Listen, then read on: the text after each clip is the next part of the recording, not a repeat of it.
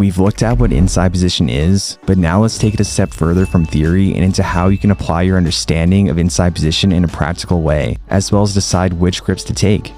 Inside position means that you're on the inside of your opponent's defense, and their offense is on the outside of your defense. In the simplest terms, defense means to keep your opponent away from you, and you do so by using your frames. Offense means to keep your opponent close to you, and you keep your opponent close to you by taking inside position grips. Defensively, the goal is to keep your opponent away from controlling you until you can get close to your opponent to take grips that control them. Their inside position. Everything above their knees, above their elbows, and below their chin. You use both your layer 1 of defense and your layer 2 of defense to keep your opponent away from you.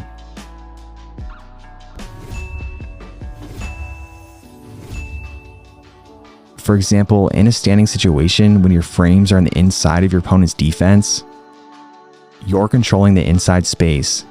You're framing to keep your opponent away until you're ready to get close to them to gain access to their inside position with your grips.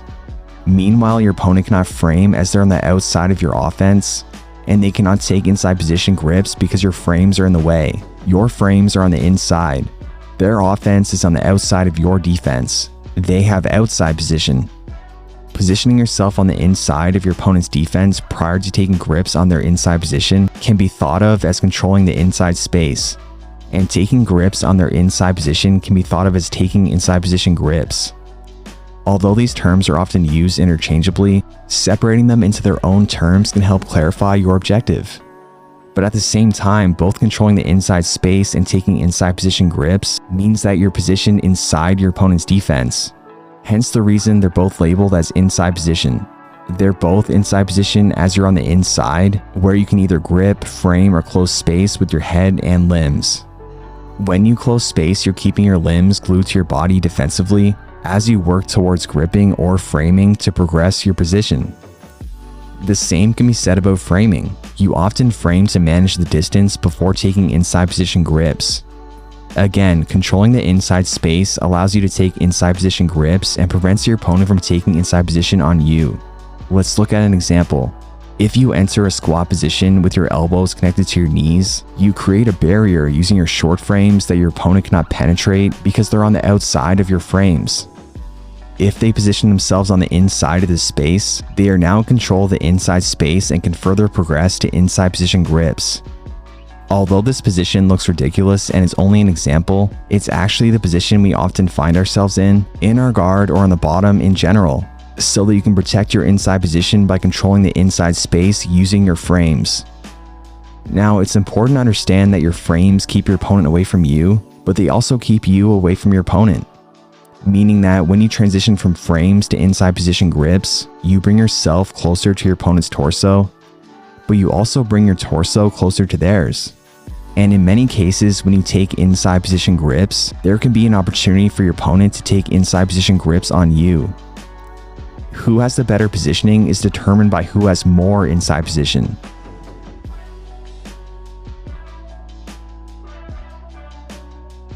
For example, when taking an underhook, your opponent may be able to take an overhook as you've brought your torso closer to your opponent, and they've taken advantage of that by taking inside position for themselves. An underhook is slightly more inside position than an overhook, provided that they're equally deep on each other, as grips can range from deep to shallow.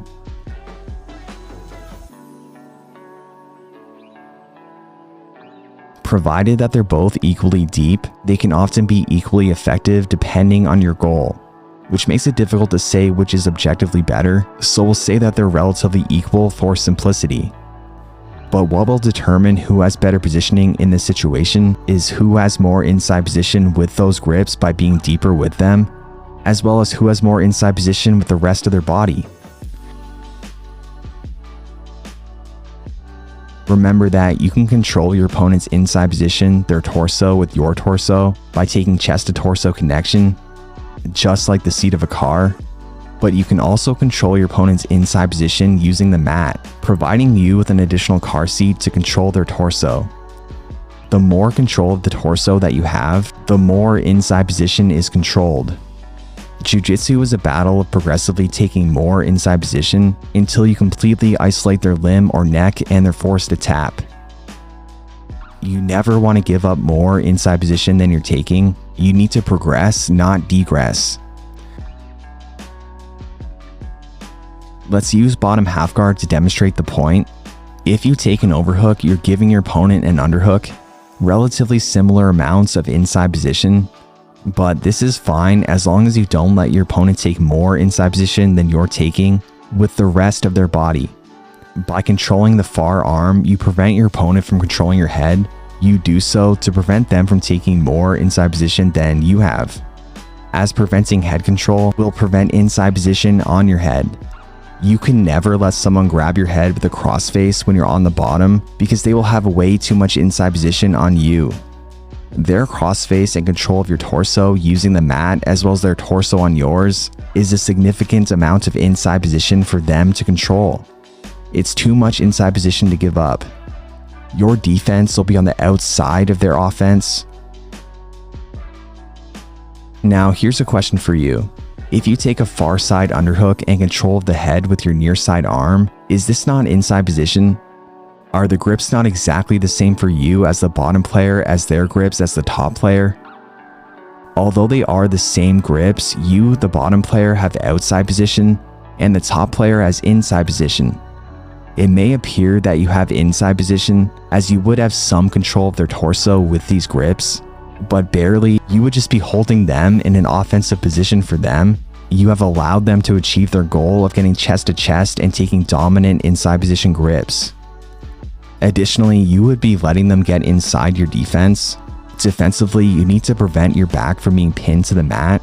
You would not be able to use your arms to frame or close space to defend. Your defense will be positioned outside of their offense. By controlling the far arm to prevent head control, you're controlling the inside space and can more easily get on your side where neither the mat nor their torso will be controlling your torso. And now you can attack. The same can be said for side control. Using your T-Rex arms, you control the inside space and can work towards obtaining more inside position. For example, with your legs, you need to prevent both your hips and head from being controlled. This is what dominant positions and submissions require. If you're not defending these things from happening, then you're not being defensive. And you need to use your arms defensively to do so. This is what distinguishes these two similar looking positions from outside position and inside position. Who is positioned inside the other's defense? So the goal shouldn't be only to take inside position, but to take as much inside position as possible while giving up as little inside position as possible. Again, Jiu-Jitsu as a whole is a progression of taking more and more inside position while also preventing your inside position from being controlled in the process. For example, when you take an underhook, you ideally want to do so without your opponent overhooking you. You'd rather take more inside position than them than take relatively even amounts.